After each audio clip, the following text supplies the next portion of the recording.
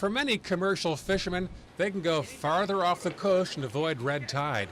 But for charter captains along Sarasota Bay, it can take money out of their pocket. It's been probably, I would say 10 or 12 years ago. We had a really bad one in the summertime, so it affected the entire bay.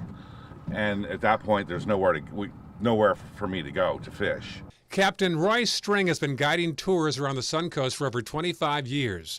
And he says usually when there's a red tide outbreak, it's spotty in nature, and he can just change where he takes clients on that particular day.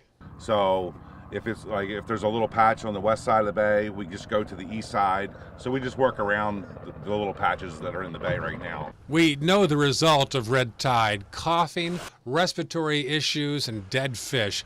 But what exactly is it? So red tide, or what we call our Florida red tide, is a phenomenon called a harmful algal bloom. That's another name for it. It's caused by a dinoflagellate, little photosynthetic microorganism called Carenia brevis. Mote Marine staff scientist Vincent Loveco says they track red tide up in the air through satellites, underwater through different gadgets, and also the old-fashioned way. As part of the Florida Department of Health Healthy Beaches program, Sarasota County collects samples at 16 stations weekly. So every Monday we get samples from them, and those are extremely helpful. And that kind of gives us a week-by-week idea of what the bloom is doing, at least right along the coast. It kills some of the bait fish, and it just moves the game fish around. Another fishing captain, Jim Klopfer, says sometimes the red tide isn't that bad, but just a few dead fish on the shore will chase away potential customers.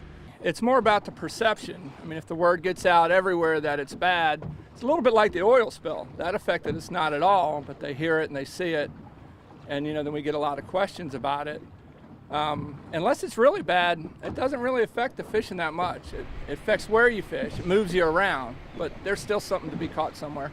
On Sarasota Bay, Ray Collins, ABC 7, your Suncoast News.